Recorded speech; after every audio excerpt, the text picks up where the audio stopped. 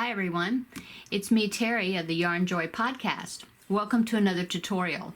In this tutorial we're going to be making the Patriotic Lapghan, and this is a free pattern that can be found on Ravelry, and I will have a link in the description box below of where you can go and get the pattern. Okay, this is a pattern that is by Roberta Duley, and she gave me permission to be able to make a tutorial on how to make this lapghan.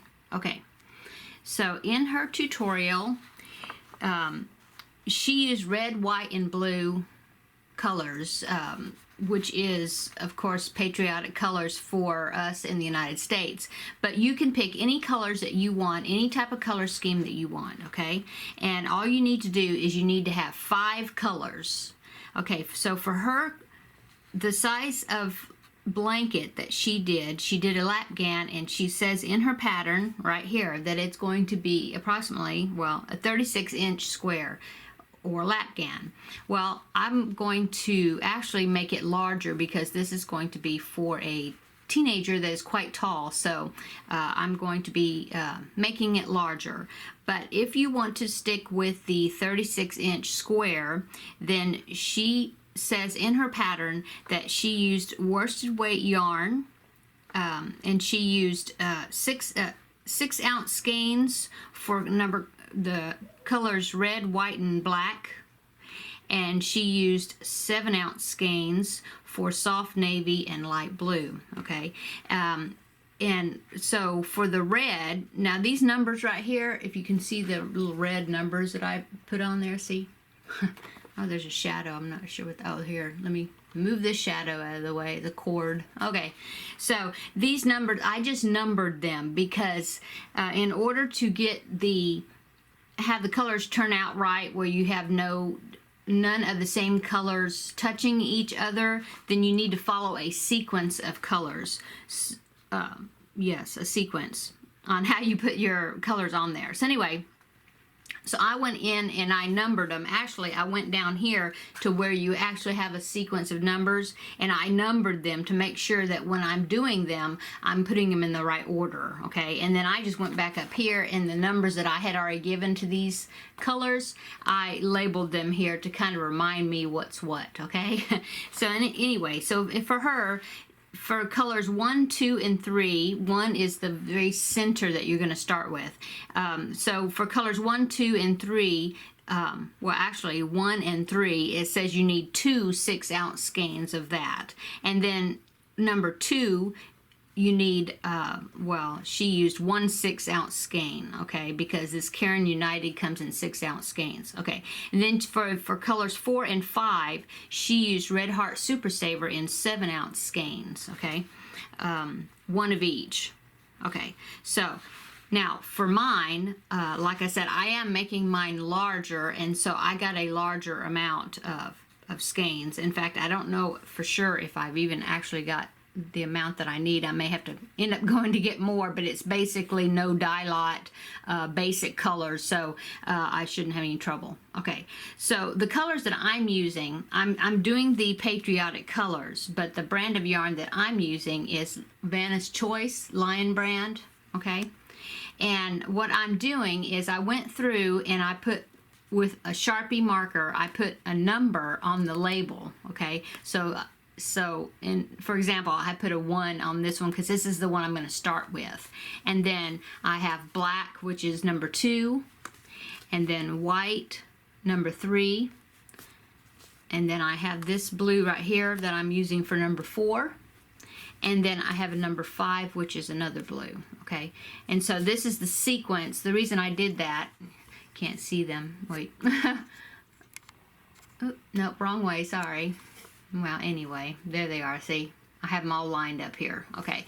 And I just have numbers. I thought that that would be easy for me to remember when I'm sequencing the colors, okay? So anyway, that's what I did. Just a little hint. So however you want to keep track of the colors, feel free, okay? Okay, so what we need, the tools that we need for this tutorial is, of course, your yarn, and then you're also going to need a crochet hook, and in her pattern she uses a size H or a 5mm crochet hook, which is the yarn, the hook that's recommended on the label of the yarn that she used for her project. Okay, so for mine though, the one I'm using, if I look on my chart here, whoops, where it is, where it is, where it is, sorry, where is it at? It's right here, and it is a J hook. That's what, which is a 6mm, and that's what the recommended hook size is for this yarn. So that's what I'm using. I am using a J hook, 6mm, okay? These hooks only have the millimeter size, so since I also like to use the American letter equivalent to the hook size, I took a Sharpie and wrote a J on this hook. So this is just an experiment to see if this labeling this hook is going to work. I'm hoping that it's not going to rub off, but we'll see how that works. Anyway, so crochet hook, appropriate to the size of the yarn that you're doing. You just read it on the label, okay? You need some scissors, and you need to have 2 markers, okay, see? And you can use any type of markers. I happen to have these handy, so that's what I'm going to be using. You can use a piece of yarn, a contrasting color piece of yarn if you want to tie around a stitch. That might be a little bit more cumbersome because you have to keep doing tying, retying, because one of the markers is going to stay put. Well, I don't know which one I'm going to use, but anyway, one of them will stay put just to help you know which side is the right side or the wrong side of your project as a whole, because each round you're going to be flipping it right side and wrong side, okay? And then the other one, the other marker, you need to have one that will stay there, well, that will stay there until you need to move it and then be able to move it. So you can even use bobby pins or anything you want to use as markers, as long as it's something that you can move quickly, move easily, let's put it that way, but it won't fall out, okay? So 2 markers. And just for notes, if you need to have any type of notes, I just have a pencil or something handy. It's always good to have that within reach. Okay, so let's see. Oh yes, and of course we need a yarn needle to sew in all these little ends that are going to be in our project. So okay, let's see. I think that's it. So everybody ready to get started? Let's get started.